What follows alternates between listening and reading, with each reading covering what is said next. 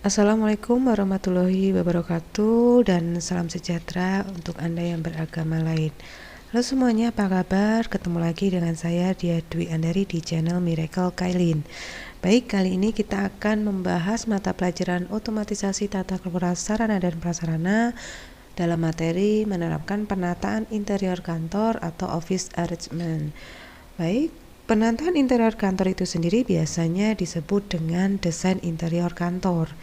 Desain interior kantor antara satu kantor dengan lainnya tentu berbeda-beda karena desain interior kantor yang baik adalah yang sesuai dengan jenis usaha atau bisnis perusahaannya. Kali ini kita akan mempelajari dengan desain interior kantor. Ini bertujuan pertama, kita akan menjelaskan definisi interior kantor, yang kedua menguraikan macam-macam interior kantor, dan yang ketiga mengemukakan prosedur penataan interior kantor. Baik, pertama kali yang kita akan bahas adalah mengenal interior kantor. Interior kantor itu termasuk salah satu dari jenis-jenis sarana dan prasarana kantor ya. Untuk pertama yang kita perlu ketahui itu pengertian dari interior kantor itu sendiri ya. Untuk interior kantor itu adalah semua jenis barang yang berfungsi untuk menghias ruangan kantor sehingga tercipta ruangan yang terisi dan enak dipandang dan menyenangkan sehingga memberi semangat dan kenyamanan dalam menyelesaikan pekerjaan. Contohnya lukisan, lampu, vas bunga, akuarium, taman, dan lain-lain ya. Interior kantor itu sendiri bukanlah pelengkap dari sarana dan prasarana kantor, karena interior sama pentingnya dengan sarana dan prasarana kantor yang lain. Adanya interior kantor dapat menciptakan suasana ruang yang nyaman dan indah, sehingga membuat para pegawai betah berada di ruangan kantor. Interior kantor akan memberikan nilai estetika atau keindahan pada ruang kantor. Keindahan dan kenyamanan tentu tidak hanya dirasakan oleh pegawai, namun juga untuk tamu yang datang ke kantor. Baik, fungsi interior kantor itu sendiri adalah pertama, membuat tampilan ruangan kantor menjadi rapi, bagus dan nyaman sehingga pegawai dan tamu dalam kantor menjadi nyaman. Yang kedua, kenyamanan yang dirasakan pegawai dapat mempengaruhi semangat dan etos kerja pegawai ke arah yang lebih baik sehingga lebih produktif. Dan yang ketiga, mencerminkan profil perusahaan. Maksudnya di sini interior yang baik dan menarik mampu menampilkan bahwa perusahaan berprofesional dan beroperasional. Itu ya. Itu tadi ada 3 fungsi dari interior kantor. Kemudian selain itu ada tujuan interior kantor, ini dikutip di https interiorkantor.com/fungsi interior kantor. Pertama, merancang untuk mengakomodasikan fungsi interior kantor dan kebutuhan bagi pengguna ruangan. Kemudian yang kedua, menciptakan atmosfer kantor yang nyaman dan membangkitkan suasana kerja. Ketiga, menciptakan citra kantor yang bertaraf profesional dan fasilitas yang memadai. Yang keempat, menciptakan ruang yang memperhatikan kebutuhan estetika, fungsi, dan ruang gerak. Kemudian yang kelima, memenuhi kebutuhan ruang dengan memperhatikan tata letak dan efisiensi dari ruang kantor. Keenam, tersedianya sarana dan prasarana untuk menunjang aktivitas kerja yang terjadi di kantor tersebut. Ketujuh, meningkatkan hubungan antara unit kerja secara optimal. Kedelapan, menciptakan suasana dalam meningkatkan produktivitas dan kualitas kerja. Dan yang terakhir, memberikan kenyamanan dan kemudahan kepada klien saat bertransaksi. Itu tadi ya tujuan dari interior kantor. Kemudian selain itu kita juga perlu tahu interior kantor atau hiasan kantor itu sangat beragam jenisnya. Interior atau hiasan yang umumnya dipakai di kantor-kantor antara lain pertama ada tanaman hias ya. Tanaman hias ini dapat berupa tanaman hidup maupun tanaman plastik. Tanaman dapat diletakkan di pot maupun vas. Menaruh tanaman hias di kantor akan ini memberikan beberapa efek yang baik. Beberapa efek antara lain memberikan efek segar pada ruangan, memberikan relaksasi pada mata, dan di samping itu tanaman hidup dapat menyerap radiasi perangkat elektronik tersebut. Bisa Anda lihat di sini saya memberi salah satu contoh sebuah kantor yang mana banyak sekali tanaman-tanaman yang diletakkan di ruang kantor tersebut ya. Fungsinya seperti tadi, bisa merelaksasi mata, memberikan nuansa segar, terus menyerap radiasi perangkat elektronik gitu ya. Kemudian selain tanaman hias juga ada vas bunga. Vas bunga, untuk vas bunga itu biasanya dilengkapi dengan tanaman bunga yang diletakkan di meja kerja. Agar lebih praktis, vas bunga tidak harus diisi dengan bunga hidup, dapat pula diganti dengan bunga plastik. Fungsi dari vas bunga itu sendiri adalah untuk mempercantik meja kerja agar pegawai yang menggunakan meja tersebut tidak merasa bosan. Kombinasi vas dengan taplak serta dekorasi interior yang sesuai akan memberikan keindahan bagi ruangan kerja. Ini saya mengambil gambar di Google, salah satu contoh meja pimpinan, di mana di situ diletakkan vas bunga disertai bunga. Kalau ini kelihatan bunganya bunga beneran ya. Kemudian selain vas bunga ada akuarium. Nah, ini salah satu contoh di ruangan kerja yang ada akuariumnya ya. Akuarium sendiri itu merupakan sebuah wadah biasa ditempatkan di sebuah tempat dengan sisi yang transparan, bisa dari gelas atau dari plastik berkualitas tinggi. Di dalam satwa, maksud saya di dalamnya itu terdapat satwa dan tumbuhan air seperti ini ya. Menempatkan akuarium pada kantor akan memberikan variasi dan keindahan tersendiri. Fungsi akuarium diantaranya memberikan perasaan rileks, terutama suara gemericik air dalam akuarium, menghilangkan kebosanan dan stres, memberikan suasana gembira, dan masih banyak lagi ya. Penempatan akuarium pada ruangan kerja ini dapat diletakkan sesuai dengan keinginan namun tidak mengganggu pekerjaan. Jadi disesuaikan dengan ruang yang kosong sehingga tidak mengganggu pekerjaan karyawan. Baik, itu tadi akuarium. Kemudian yang keempat ada lampu hias. Lampu hias di sini saya mengambil dari gambar di Google. Bisa Anda lihat di sini ada beberapa lampu hias ya. Lampu hias itu merupakan lampu dengan desain yang unik yang memberi keindahan tanpa kehilangan fungsinya sebagai sumber pencahayaannya. Lampu hias selain sebagai sumber pencahayaan, ini juga menjadi hiasan, bisa dijadikan pencahayaan tambahan. Penempatan lampu hias utamanya lampu duduk adalah dengan posisi duduk di depan meja atau layar monitor supaya mata tidak silau akibat cahaya lampu. Ini ya contohnya, lampu hias tuh ada banyak sekali. Ini saya cuma mengambil satu contoh. Kemudian selain lampu hias di sini juga ada lukisan. Nah, lukisan ini merupakan gambar yang biasanya diletakkan di dinding ruang kerja.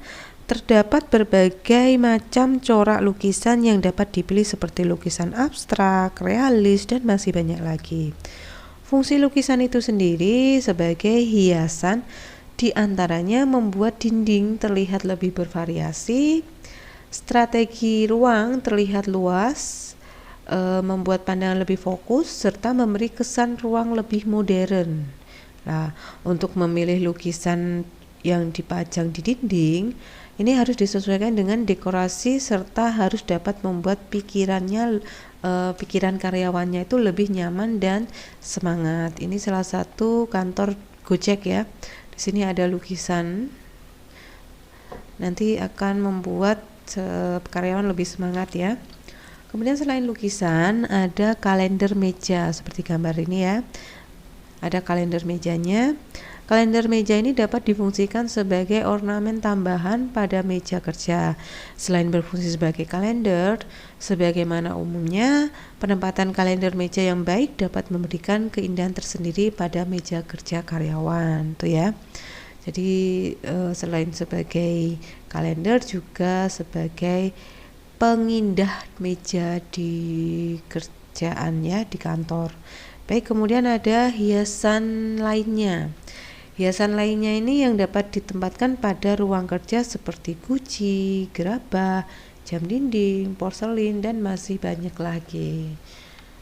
Baik, itu tadi jenis-jenis dari interior kantor. Kemudian kita akan membahas desain interior kantornya. Untuk desain itu sendiri adalah perancangan interior kantor agar nyaman untuk ditempatkan dengan memperhatikan aspek ergonomisnya. Desain interior merupakan suatu seni dalam mengatur ruang kantor yang mencerminkan fungsi dan estetika dengan tepat memperhatikan faktor lainnya. Desain interior kantor ini mencakup pengaturan terhadap tata ruang, pergerakan orang, pengaturan furnitur dan peralatan kerja, pencahayaan, serta dekorasi yang meliputi warna dinding, lantai, plafon, dan jendela. Tujuan desain interior kantor itu antara lain merancang estetika interior kantor tanpa mengurangi nilai-nilai interior kantor. Kemudian memenuhi tuntutan waktu dan tempat secara efektif serta mengomunikasikan citra pada suatu ruangan. Jadi itu ya, tujuannya ada 3. Kemudian faktor dalam mendesain interior kantor itu sendiri ada beberapa faktor, yaitu pertama ada faktor manusianya. Faktor manusia ini berkaitan dengan penggunaan ruangan tersebut, baik penggunaan maupun klien kantor ya. Jika diketahui siapa pemakai ruangan tersebut, maka akan tumbuh ide atau gagasan sesuai dengan kebutuhannya. Yang perlu diperhatikan dalam rancangan desain interior adalah selain harus baik secara teknis dan estetis, desain harus tetap mengacu pada kebutuhan penggunanya. Itu tadi ya, faktor dari manusianya. Kemudian yang kedua ada faktor ruangannya. Faktor ruangan ini berkaitan dengan fungsi dan jenis ruangan. Misalnya, desain ruangan untuk staf itu berbeda dengan desain ruangan untuk direktur ataupun manajer. Oleh sebab itu, penguasaan terhadap ruangan harus diperhatikan karena objek dari desain interior adalah ruangan itu sendiri. Jenis ruangan berpengaruh terhadap perencanaan dari faktor teknis dan mekanis ya. Jadi itu faktor kedua, yaitu tentang ruangannya. Kemudian yang ketiga, lingkungan. Nah, lingkungan luar ruangan akan berkaitan dengan lingkungan dalam interior ruangan. Dalam merancang ruang interior harus menghindari atau mengindahkan kondisi lingkungan sekitar yang menjadi objek perancangan. Jadi kita tetap memperhatikan lingkungan sekitar untuk melakukan perancangan pembuatan ruang kantor. Itu tadi ya, ada 3 faktor dalam mendesain interior, yaitu faktor manusia, faktor ruang, dan lingkungan. Baik, selanjutnya kita akan membahas hal-hal yang diperhatikan dalam mendesain interior kantor. Nah, dalam hal ini itu perlu kita ketahui hal pertama adalah ruangan. Penempatan atau penetapan ruangan beserta furnitur yang sesuai itu harus diperhatikan atau sesuai dengan kebutuhan. Dalam menetapkan desain interior terdapat beberapa tips, diantaranya 1. Atap atau plafon. Maksudnya di sini menggunakan desain plafon turun, drop ceiling ya, dengan bagian sudut diberi ukuran dan sedikit warna kuning hangat atau biru hangat terlihat cantik, biar terlihat cantik ya. Kemudian dindingnya ini dapat ditempeli wallpaper dengan motif bunga dengan pilihan warna tertentu. Kemudian yang ketiga, lantainya. Apabila plafon bergaya drop ceiling dengan dinding berwallpaper bunga, maka lantai dapat menggunakan batu alam dengan warna krem. Semua itu pendapat dari Si Janggut 2009 ya. Kemudian selain ruangan itu ada udara. Udara itu adalah salah satu faktor lingkungan fisik yang mempengaruhi kenyamanan pegawai ya. Ruangan kantor yang memiliki kualitas dan kuantitas udara yang baik akan memberikan efek positif bagi kantor. Misalnya meningkatkan produktivitas dan kualitas hasil pekerjaan, menjaga kesehatan karyawan, memberikan kesan yang baik pada pengunjung atau tamu kantor. Untuk kondisi udara dalam ruangan kerja merupakan salah satu faktor yang harus diperhatikan oleh manajemen agar karyawan dapat bekerja dengan baik. Kualitas udara yang perlu diperhatikan adalah pertama, temperatur udara yang ideal adalah kurang lebih 21-24 derajat Celcius. Yang kedua, tingkat kelembapan yang sesuai dengan skala yang direkomendasikan. Yang ketiga, sirkulasi udara yang baik agar udara bebas keluar masuk ruangan. Dan yang keempat, kebersihan udara perlu diperhatikan agar pegawai tidak terkena penyakit pernapasan. Itu ya. Jadi ada 4 kualitas udara yang perlu diperhatikan dalam lingkungan kantor. Baik, selain udara, kita harus memiliki yang ketiga, lingkungan yang sehat. Lingkungan yang sehat itu berkaitan dengan desain yang sesuai dengan ergonomis. Ergonomis itu sendiri merupakan hubungan pekerjaan dengan faktor fisiologis dan psikologis di lingkungan kantor ya. Ergonomis itu memadukan antara ruang, alat, perabot, serta faktor fisiologis lainnya seperti cahaya, warna, dan temperatur untuk memenuhi kebutuhan psikologis para pekerjanya ya. Kemudian yang berikutnya ada sistem pencahayaan. Sistem pencahayaan ini merupakan hal utama dalam ruang kantor. Cahaya itu merupakan faktor yang sangat mempengaruhi efisiensi kerja karena pencahayaan berpengaruh terhadap penglihatan, kesehatan, keselamatan, dan kelancaran kerja. Cahaya penerangan yang memancar dengan baik dan tepat akan menambahkan efisiensi kerja para pegawai ya, karena merupakan penyemangat para pegawai dalam melaksanakan pekerjaan sehingga pekerjaan akan lebih cepat mudah dikerjakan, sedikit membuat kesalahan dan matanya tidak lekas lelah. Penerangan yang buruk ini dapat menyebabkan beberapa masalah, misalnya ruangan terlalu gelap atau pegawai harus bekerja di bawah penerangan yang menyilaukan. Nah, di sini ada ciri-ciri penerangan yang baik menurut Sofyan As-Sauri di tahun 93 di halaman 31 ya. Pertama, ada sinar cahaya yang cukup. Yang kedua, sinar yang tidak berkilau dan menyilaukan. Yang ketiga, tidak terdapat kontras yang tajam. Keempat, cahaya yang terang. Kelima, distribusi cahaya yang merata. Dan yang keenam, warna yang sesuai. Itu tadi pendapat dari Sofyan As-Sauri. Selain itu, ada pendapat dari MC Sain dalam bukunya Sukoco tahun 2007. Menjelaskan 4 pencahayaan yang digunakan dalam kantor. Pertama, ada ambient lighting yang digunakan untuk memberikan pencahayaan ke seluruh ruangan dan biasanya dipasang pada langit-langit ruang kantor.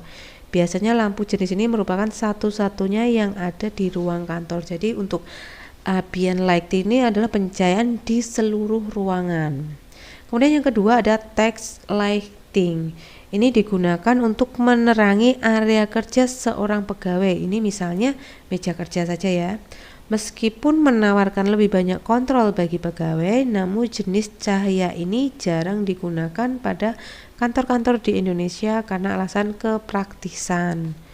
Kemudian yang ketiga ada accent lighting yang digunakan untuk memberikan cahaya pada seluruh area yang dituju. Biasanya jenis lampu ini dirancang pada lorong atau koridor sebuah kantor atau area lain yang membutuhkan pencahayaan sehingga pegawai atau pengunjung tidak tersesat. Itu tadi ya. Kemudian yang terakhir ada natural lighting. Cahaya matahari yang berasal dari jendela, pintu kaca, dinding, serta cahaya langit. Ini adalah disebut natural lighting. Jenis cahaya ini akan memberikan dampak positif bagi pengguna. Namun cahaya ini tidak selalu tersedia apabila langit dalam keadaan mendung atau gelap. Jadi untuk yang keempat ini tergantung langitnya ya, mendung atau gelap. Baik, itu tadi 4 pencahayaan yang digunakan dalam kantor menurut Max Hand dalam Sukoco.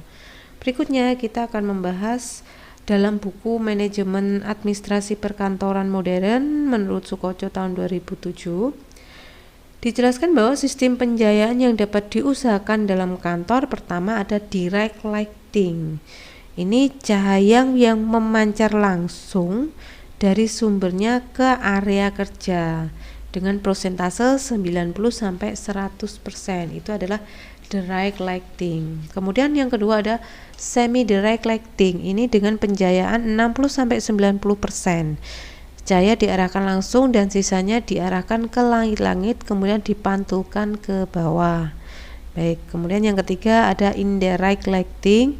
Ini cahaya ini 90-100% diarahkan ke langit-langit kemudian memantul dan menyebar ke area kerja, serta ini sangat direkomendasikan untuk kantor-kantor ya. Kemudian yang keempat ada semi indirect lighting. Lah, sistem ini mengarahkan 60-90% cahaya ke langit-langit dan sisanya dipantulkan langsung dari area kerja. Kemudian yang kelima ada general diffuse. Ini mengarahkan 40-60% cahaya ke arah area kerja dan sisanya diarahkan ke bawahan, yaitu ya ada 5 jenis sistem pencahayaan menurut buku Manajemen Administrasi Perkantoran Modern. Baik, berikutnya ada warna. Nah, warna berkaitan dengan warna dinding dan interior yang ada di tempat kerja. Warna bersamaan cahaya sangat mempengaruhi mata dalam melihat objek. Nah, ini menurut Huible 2001, faktor yang dapat dipertimbangkan dalam pemilihan warna pertama adalah kombinasi warna. Nah, kombinasi adalah pencampuran dari warna utama atau dasar atau primer, kuning dan merah dan biru itu menghasilkan warna sekunder. Beberapa koordinasi warna yang digunakan pertama adalah warna komplementer. Ini adalah warna yang saling berlawanan pada bagan warna. Contohnya merah dengan hijau, kuning dengan ungu, dan biru dengan orange. Kemudian yang kedua ada warna split komplementer ya. Ini adalah warna pada sisi dari warna komplementer. Contohnya biru violet. Biru violet ini adalah warna split komplementer dari orange ya. Kemudian yang ketiga ada warna triad. Triad ini adalah 3 warna yang berjarak satu sama lain pada bagian warna. Warna triad adalah orange, hijau, violet atau kuning orange, biru hijau, dan merah violet. Kemudian yang kedua ada efek cahaya pada warna. Cahaya buatan ini mempunyai spektrum yang berbeda. Sistem pencahayaan yang digunakan pada kantor juga memiliki efek terhadap pemeliharaan warna.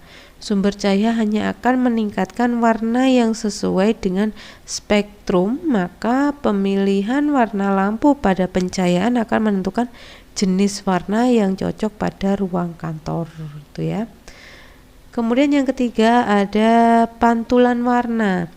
Warna memiliki pantulan yang berbeda. Warna yang memantulkan cahaya lebih tajam daripada warna yang gelap. Kemudian yang keempat, dampak warna. Warna dapat mempengaruhi perasaan seseorang. Warna biru, hijau, dan violet ini dapat memberikan suasana tenang. Warna merah, oranye, dan kuning ini menghasilkan kehangatan dan keceriaan. Warna putih memberikan pengaruh ringan. Warna ungu gelap menghasilkan perasaan depresi, sementara warna abu-abu cenderung memberikan efek rasa kantuk ya. Itu tadi ya ada 4 faktor yang diperhatikan dalam memilih warna kantor menurut Huible. Baik, selanjutnya kita akan membahas suara. Suara yang bising tentu akan mengganggu pegawai dalam bekerja ya. Oleh karena itu, faktor suara harus benar-benar diperhatikan terutama untuk pekerjaan yang membutuhkan konsentrasi tinggi. Untuk mengurangi dampak negatif dari suara bising, manajemen kantor dapat mengambil tindakan berikut. Pertama, membuat konstruksi barang yang tepat. Kedua, menjauhkan peralatan kantor yang mengeluarkan suara bising dari pegawai yang membutuhkan konsentrasi tinggi. Jika memungkinkan, dapat menggunakan peralatan kantor yang tidak terlalu bising. Kemudian yang ketiga, menggunakan material kedap suara, misalnya karpet pada dinding atau lantai kantor. Baik, itu tadi suara. Selanjutnya ada musik. Musik di kantor ini dapat membantu produktivitas kerja dengan menghilangkan kebosanan dari pekerjaan yang monoton. Musik juga memiliki efek umum, yaitu mengurangi ketegangan, mengurangi kejenuhan, menimbulkan rasa rileks pada pegawai, meningkatkan efisiensi, kepuasan yang akhirnya akan berakibat pada peningkatan produktivitas kerja. Nah, untuk musik ini sendiri ada beberapa hal yang terkait aspek musik, antara lain musik diputar pada bagian kantor yang tidak terlalu membutuhkan konsentrasi tinggi. Kemudian yang kedua, musik diputar pada pekerjaan-pekerjaan yang menimbulkan jenuh. Ketiga, volume musik diatur sedemikian rupa. Keempat, putar musik yang bertempo sedang ya, lembut dan memberikan rasa tenang pada pegawai. Kemudian musik hendaknya tidak diputar sepanjang jam kerja. Musik dapat diputar ketika pagi, siang, dan sore. Itu tadi ya musik. Kemudian yang terakhir ada sistem keamanan.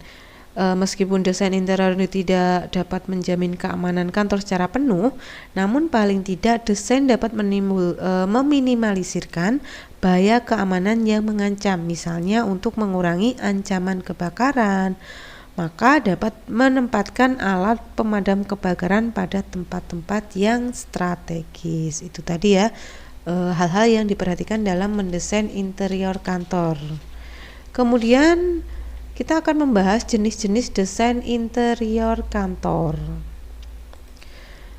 Desain interior dengan gaya yang sudah ada itu antara lain, pertama, desain interior bergaya modern. Desain bergaya modern ini adalah sebuah desain kantor dengan menonjolkan sisi modern dari kantor tersebut. Gaya modern yang paling banyak diterapkan di kantor-kantor ini adalah gaya minimalis ya. Untuk ciri-ciri desain interior modern bergaya minimalis itu pertama, elemen ruang didesain dengan meminimalkan fungsi elemen dekorasi seperti ukir. Nah, tampilan polos tanpa aksesoris. Apabila terdapat aksesoris, maka yang dipilih adalah yang bergaris sederhana. Kemudian yang kedua ada furnitur dipilih dengan bentuk dasar seperti garis dan kotak dan material seperti baja dan kayu. Untuk finishing pada furnitur, gunakan sedikit tekstur dengan corak dinamis. Kemudian yang ketiga, warna yang digunakan adalah warna-warna cerah seperti putih dan krem dengan mewarnai seragam dan tidak dihiasi gambar-gambar dan ornamen. Kemudian yang keempat, biasanya menggunakan wallpaper yang dipasang pada dinding untuk mendapatkan aksen sebuah ruangan yang ditandai dengan konsep minimalis. Kelima, list lantai menggunakan desain simple atau bahkan itu dihilangkan ya. Kemudian yang keenam, pencahayaan dibuat sederhana tanpa menggunakan lampu hias yang berukir maupun mewah atau fitting lampu yang menarik. Kemudian menggunakan bukaan kaca yang lebar untuk sirkulasi. Jadi untuk sirkulasi harus ada kaca yang bisa dibuka ya. Kemudian yang terakhir, hiasan lukisan dengan corak abstrak. Itu tadi ya tentang desain interior bergaya modern. Selanjutnya, desain interior bergaya kontemporer. Desain interior kantor bergaya kontemporer lebih menekankan pada penggunaan warna ruang. Nah, warna kontemporer yang bisa digunakan adalah warna netral, diantaranya warna krem yang lembut, coklat, abu-abu, putih, dan hitam. Ini berfungsi sebagai warna latar belakang. Biasanya digunakan satu warna sebagai aksen dalam desain kontemporer. Kesempurnaan desain kontemporer terdapat pada aksennya. Aksen warna dengan aksen yang menonjol dan menarik perhatian. Berikut beberapa ciri desain ini ya. Pertama, lekukan-lekukan lebih lembut jika dibandingkan dengan modern minimalis dan menciptakan kesan hangat. Yang kedua, menggunakan model furnitur dengan lekukan-lekukan dan dibuat dengan kayu, kaca, atau logam tanpa menggunakan aksen atau detail. Kemudian yang ketiga, menggunakan varian pada dinding, karpet, kain, pelapis furnitur, dan tirai. Kemudian yang keempat, pencahayaannya menggunakan lampu-lampu yang menonjol pada media lain seperti logam atau kaca, serta menyoroti titik fokus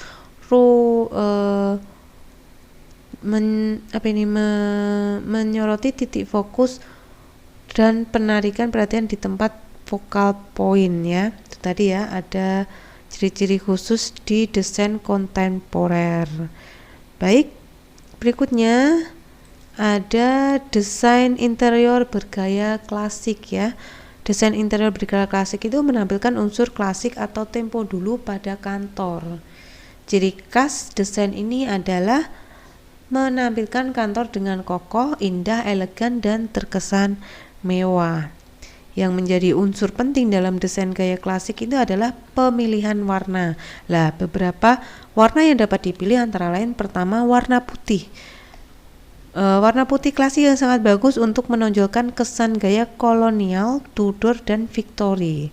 Warna putih ini dapat dikombinasikan dengan warna lain seperti warna-warna terang, gelap, atau warna-warna lain yang kontras dengan putih namun jangan warna netral. Kemudian yang kedua ada warna tan atau beige ya. Ini adalah memberikan kesan netral dan inviting. Warna tan atau beige dapat ditambahkan dengan warna-warna deep sebagai aksen pada pintu, jendela, dan bagian lain agar terlihat lebih atraktif. Kemudian yang ketiga ada warna biru keabu-abuan untuk menciptakan kesan dingin dan tenang. Kemudian yang terakhir ada warna lain seperti hitam, hijau, coklat, dan kuning. Baik, itu tadi sedikit tentang desain interior bergaya klasik. Berikutnya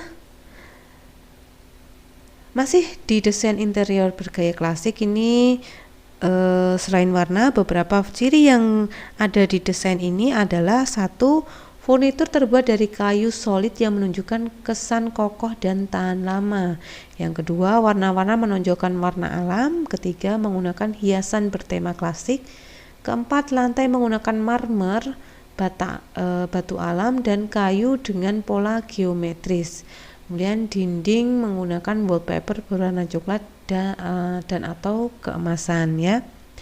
Baik, itu tadi desain interior kantor bergaya Victory ya. Selain ini, desain ini terinspirasi